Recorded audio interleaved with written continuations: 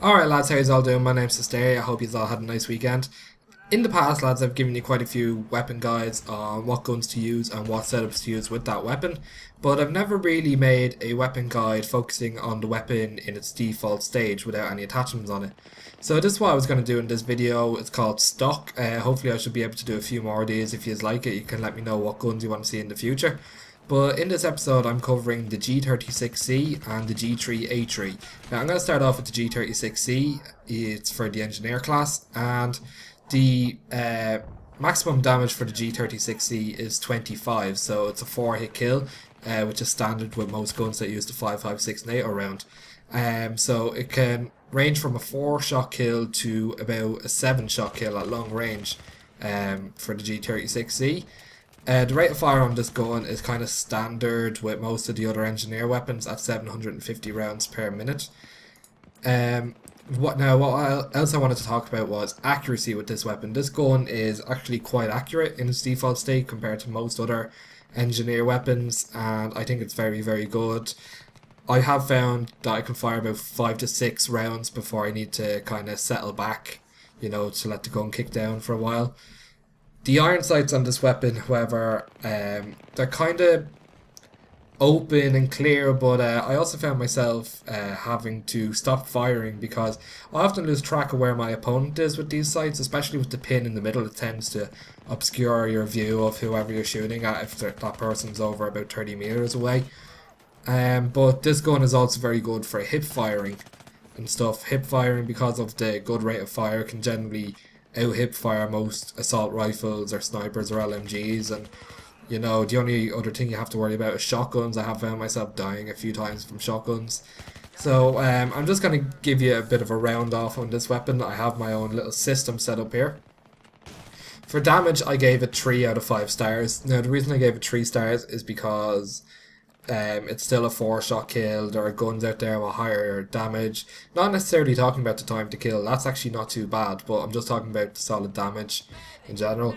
I get for rate of fire I gave it 4 out of 5 stars because 750 rounds is actually quite high. It's standard for engineer, but compared to most weapons you will generally win a lot of gunfights for having a higher rate of fire. Accuracy also I gave a 4 out of 5 stars. The accuracy on this weapon is very, very good. Again, as I said, it can be good up to any range of about 50 meters in short 2 to 3 round bursts. The iron sights I only gave a 3 out of 5 star, again because the obscurity of the little pin in the middle kind of holds me back from keeping on target over, you know, sustained gunfights. And hip fire I also gave 3 out of 5 stars because actually, yeah, because I gave it 3 out of 5 stars because it is a good hip fire weapon, but it tends to, in sustained hip fire, it tends to sway off. So it can't be fixed by putting the red dot sight on it, but that's not what I'm here to talk about today. So overall, I give this gun a 3.5 out of 5, which is actually a pretty good score considering it's a stock weapon, you know. And I don't know how many guns are going to be able to beat that, because obviously I'm not going to be giving every gun 5 stars because every gun has its strong points and its flaws. Anyway, moving on to the next weapon, the G3A3. You can see the gameplay of it now on screen. Now the G3A3 fires the 7.62 NATO round, and in Battlefield 3 that gives it a max damage of 34, making it the highest damaging assault rifle out of all the assault rifles. And the minimum damage goes down to 22. So it is a potential 3-hit kill within 50 meters or 60 meters in that range, and it drops down to about a 5-shot kill after that. The rate of fire on it, however, is like the slowest out of all the assault rifles at 550 rounds per minute. Like, I can fire, you know, in semi-automatic faster than that sometimes. But a good thing about this gun is actually the suppression it offers. It offers pretty good suppression if you can just, you know, even if you're not hitting the targets, just, you know, kind of spray around and see what happens. And the iron sight on this gun is actually much better than on the G36C.